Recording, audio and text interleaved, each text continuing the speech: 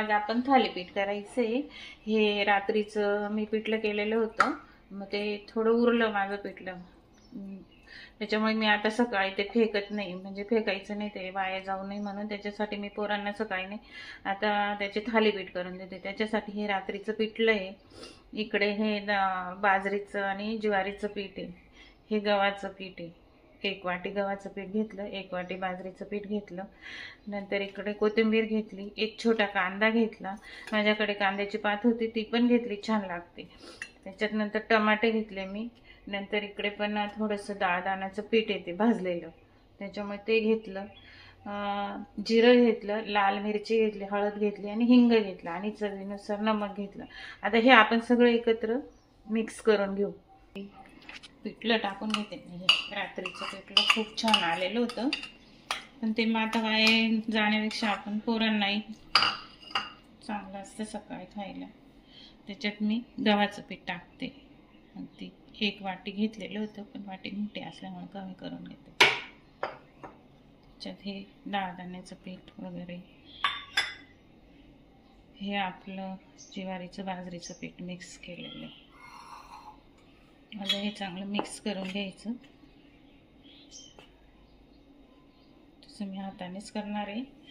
त्याच्यात हे जिरं, हिंग वगैरे, हळद वगैरे हे सगळं टाकून घ्यायचं, चवीनुसार मीठ टाकायचं। नंतर आपल्या या ज्या वस्तू आहे टाकून द्यायच्या, कोथिंबीर जास्त टाकली तरी चालेल,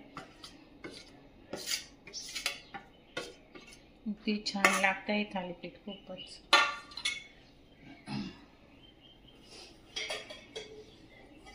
आता त्याच्यात मी थोडं तेल टाकून घेते, म्हणजे मऊ येतात, असे लुसलुसीत येतात।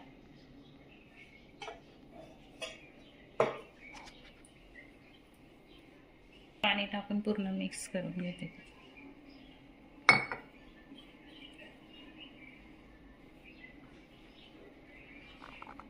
आधी पूर्ण काढून घ्यायचं, पिठलं असतं त्याच्यामुळे पाणी कमी लागतं त्याला।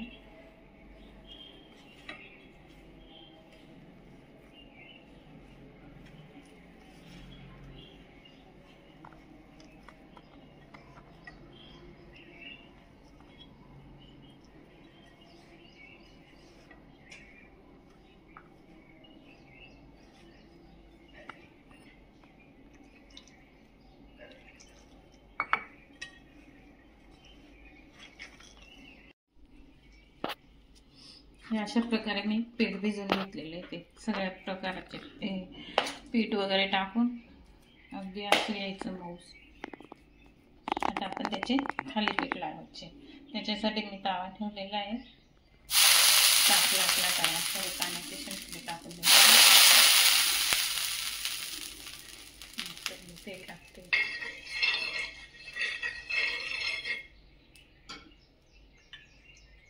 ओला हात करून घेतला मी। आधी छोटेसे गोळे घ्यायचे आपण,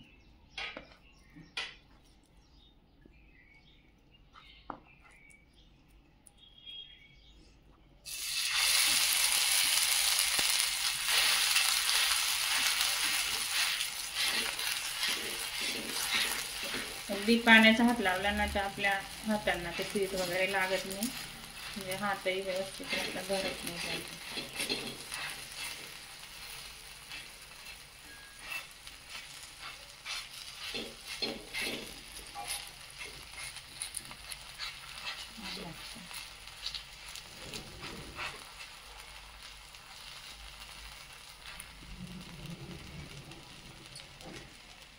खुर्पी घ्यायची, त्याच्याने असे थोडे थोडे हे करायचे। गॅस थोडा बारीकच राहू द्यायचा, मंद असं, म्हणजे व्यवस्थित हे होतं।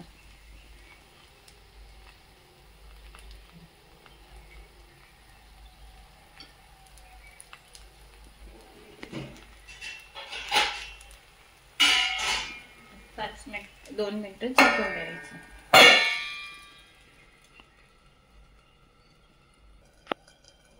आता बघा हे पहा, छान असं झालं ते।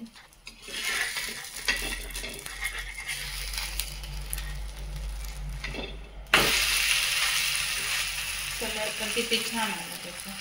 गॅस अगदी बारीकच ठेवलेला होता मी. आता झाकायची काही गरज नाही आपल्याला.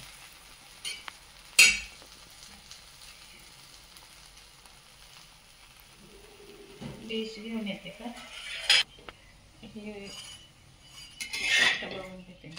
हो झालं, खूप छान.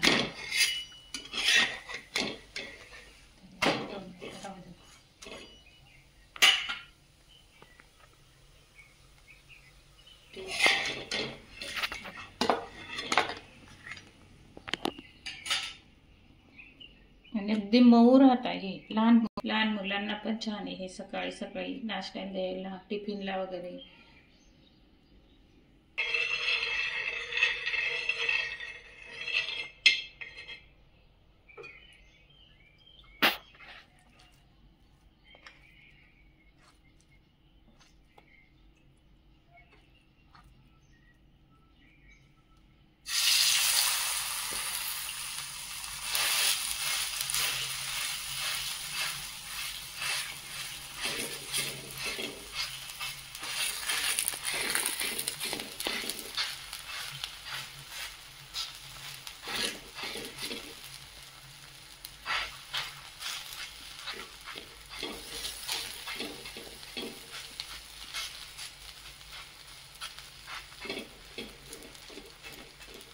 त्याच्यात कसं टमाटे असतात, कांद्याची पात असते, कांदा असतो.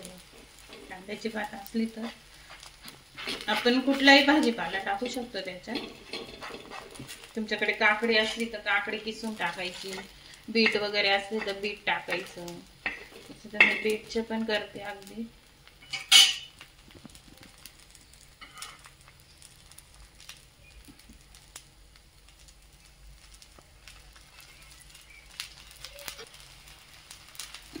तसंच मी आता एक दिवशी बीटचे पण तुम्हाला करून दाखवते. बीटचं पण आपल्याला ज्यावेळेस ब्लड कमी असतं ना त्यावेळेस बीट खाल्ल्याने खूप चांगलं. आणि असं बीट खात नाही ना आपण, थालीपीठ वगैरे करायचं, हलवा करायचा, आजारी माणसांना खूप चांगलं असतं.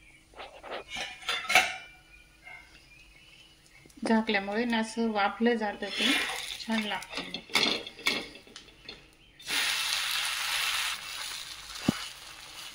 कसं असं तव्याला वगैरे चिपकत नाही किंवा हातांना नाही. आता वाटतं का माझ्या हाताने मी थालीपीठ केलं नाही, काहीच नाही. फक्त त्याच्यासाठी थोडं तेल टाकायचं आपण आणि पाण्याचा हात लावायचा.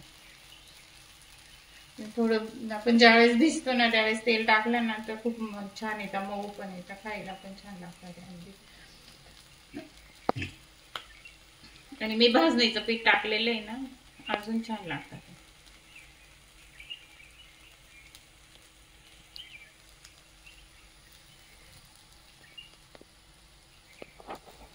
शिळी भाजी फेकण्यापेक्षा मग हे केलेलं चांगलं आहे.